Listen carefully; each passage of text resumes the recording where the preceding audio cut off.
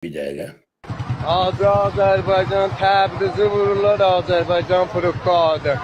Əvvəl Allah iş bizim eynimizə də, uşaq-muşaqla elə tutdu qoyublar. Bax, bu da işləyirdik, yol işləyirdik, Xəllabadın əvvəlidir. Qorxmayın, bizim eynimizə də. Millət düzdür çöldədir, vələ o cür bir şeylər biz hesaba qoymarıq. Dostlar, bilirsiniz də, İranın və güneydəki qardaşlarımızın 8 illik İran-İraq müharibəsində təcrübələri var. İran dövləti həm bu 40 il müddətində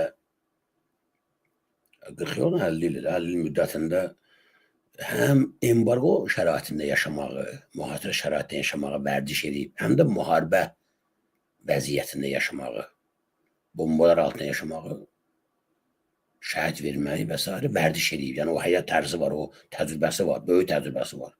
İsrail isə bir ay dözə bilməz bu vəziyyətə. Gözünü görəcəksiniz.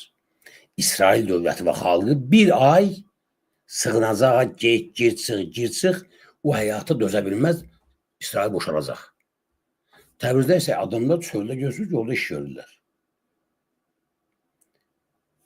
Məni narahat edən başqa bir şeydir. Bilirsiniz, İran dövləti təbii ki, bu baş verən hadisələrdən nəticə çıxarılmalıdır və biz müharibə qutarandan sonra da o müharibəyə qədər necə ki, İranı qınamışıq, ittiham eləmişik. Oradakı türklərə münasibətdə göstərdiyi qeyri-qanuni, haqsız mövqeyə görə, Zəngəzura görə, Qarabağla bağlı, ermənilərlə münasibətinə görə biz onu davam elətdirəcəyik. Amma indiki halda söhbət gedir İsrailin hücumundan. İsrail Təbrizi vurur, orada ölən türkdür. İsrail Tehranı vurur, orada ölən türk də var, fars da var, kürd də var, başqası da var. Və Tehranın çoxu türkdür. Bilənlər bilir. İran tarixən min dəfə deyilib, türk dövlət olubdur, türklər idarə edib buranı. İndi tarixən bu dövlət dili, fars dili olaraq qalıb, inkişaf olub və bu başqa bir problemdir.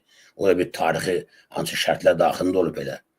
Amma İranda yaşayan 30-40 milyon, mən türk bacı qardaşımı unudub, terrorist İsrailə dəstək verirəmsə, düzünə və ya dolayısı ilə onu haqq adamlamağa çalışıramsa, bunun iki səbəbi var.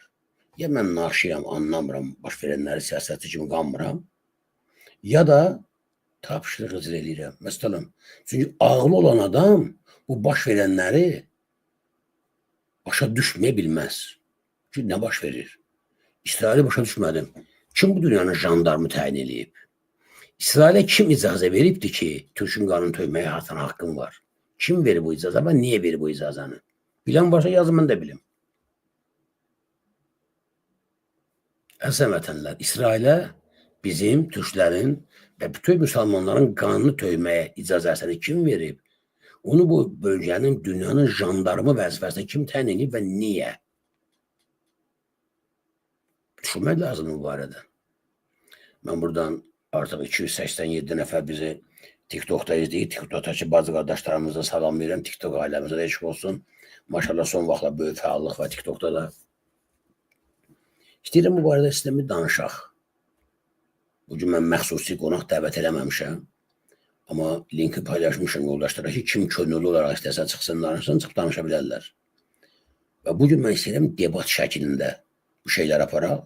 Mən dediyim argumentlərin, əks argumentlərin kim deyirsə çıxsın desin, bir də müzakirə edək. Mən sual verdim ki, Azərbaycan xalqının İran-İsrail məsələsinə münasibəti hansı amillər əsasında formalaşmalıdır? İlk növbədə təbii ki, Azərbaycan dövlətinin və xalqının maraqları nəzərə alınmalıdır. Azərbaycan xalqının və dövlətinin maraqları nəzərə alınmalıdır. İkincisi, beynəlxalq hüquq nəzərə alınmalıdır. Beynəlxalq müqavilələr nəzərə alınmalıdır ki, burada kim haqlıdır? Beynəlxalq bunun hansı, deyək ki, qanuna, hansı prinsipinə görə bu müharibə başlayıbdır?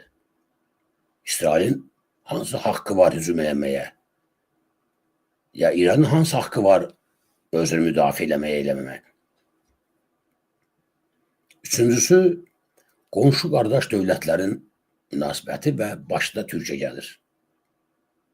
Bizim millət və dövlət olaraq, xalq olaraq həm bu məsələyə, həm də istənilən beynəlxalq hadisə münasibətimizin formalaşmasında Türkiyənin mövqeyi, mənim şəxsi düşüncəmdir, aparıcı və baş arqument kimi iştirak eləməlidir. Türkiyənin mövqeyi. İndi sizdən mən soruşuram, Türkiyənin mövqeyi necədir? Bilirsiniz yoxsa yox? Türkiyənin mövqeyi İsrailin bu hücumuna necədir?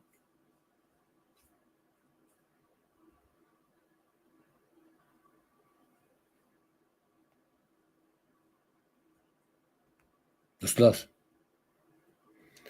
hatırladım. Soykırım suçunda zalim Hitler'i çoktan geride bırakmıştır.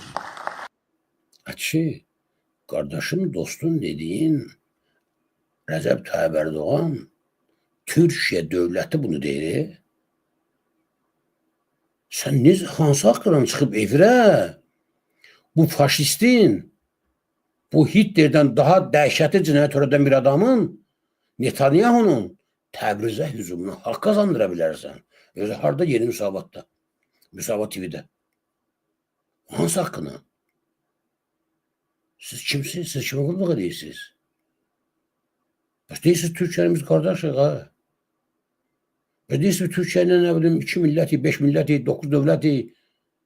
Budur qardaşlıq dövlətdən 15 dövlət olmaq. İran'ın İsrail'in bu haydutluğu karşısında, bu devlet terörü karşısında kendisini savunması son derece doğal, meşru, hukuki bir haktır.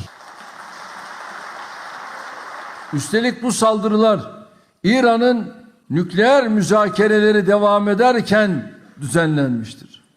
Kendisi nükleer silahlara sahip olan, üstelik nükleer çalışmalarında hiçbir uluslararası kuralı tanımayan İsrail, müzakerelerin bitmesini beklemeden, sonucu beklemeden tam olarak terör eylemi gerçekleştirmiştir.